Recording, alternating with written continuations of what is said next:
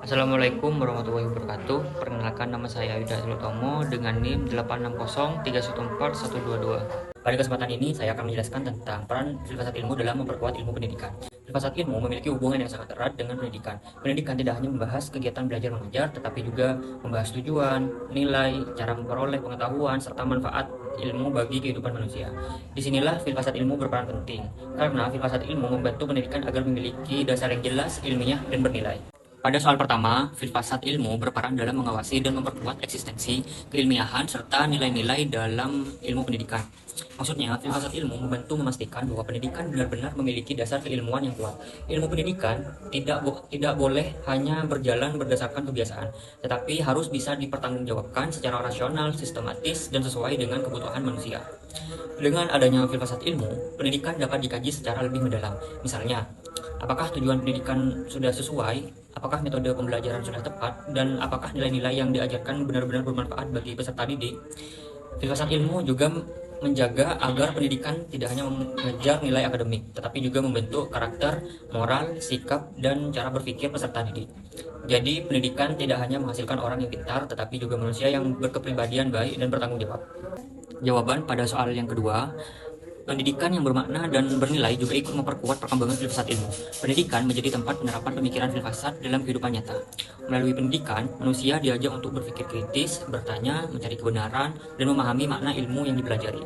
Semakin berkembang persoalan dalam dunia pendidikan, maka filsafat ilmu juga semakin dibutuhkan untuk menganalisis masalah tersebut.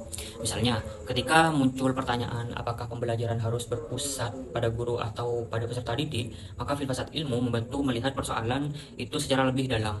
Pendidikan yang baik bukan hanya menyampaikan materi, tetapi juga membantu peserta didik memahami alasan mengapa ilmu itu penting dan bagaimana ilmu tersebut dapat digunakan dalam kehidupan sehari-hari. Pada jawaban soal nomor 3, filsafat ilmu dapat disebut sebagai pisau analisis dalam membedah persoalan pendidikan, karena memiliki 3 dasar utama, yaitu ontologi, epistemologi, dan aksiologi. Ontologi membahas tentang hakikat sesuatu. Dalam pendidikan, ontologi membantu menjawab pertanyaan seperti apa itu pendidikan, siapa peserta didik, dan apa tujuan utama pendidikan. Dengan ontologi, pendidikan tidak hanya dipahami sebagai kegiatan sekolah, tetapi juga sebagai usaha sadar untuk mengembangkan potensi manusia. Terus ada epistemologi. Epistemologi ini membahas tentang bagaimana pengetahuan itu diperoleh. Dalam pendidikan, epistemologi membantu menentukan cara belajar yang tepat, misalnya apakah peserta didik cukup mendengarkan penjelasan guru saja atau perlu belajar melalui diskusi, diskusi praktik, pengamatan, dan pengamatan langsung. Dengan begitu, proses belajar tidak hanya membuat siswa menghafal, tetapi juga memahami. Terus ada aksiologi. Aksiologi ini membahas tentang nilai dan manfaat ilmu. Dalam pendidikan, aksiologi membantu menjawab pertanyaan untuk apa ilmu itu diajarkan. Ilmu tidak boleh hanya dipelajari hafalan atau sekadar mengejar nilai, tetapi harus bermanfaat bagi kehidupan peserta didik. Pendidikan harus menghasilkan manusia yang cerdas, berkarakter, bertanggung jawab, dan mampu hidup di tengah masyarakat. Pada jawaban soal nomor 4, contoh konkret penerapan filsafat ilmu dalam praktik pendidikan dapat dilihat dalam kebijakan, kurikulum, dan proses pembelajaran. Dalam kebijakan pendidikan, contohnya dapat dilihat pada kurikulum merdeka. Kebijakan ini menunjukkan bahwa pendidikan tidak hanya berfokus pada hafalan materi, tetapi juga pada pengembangan karakter, kreativitas, kemandirian, dan kemampuan berpikir kritis peserta didik.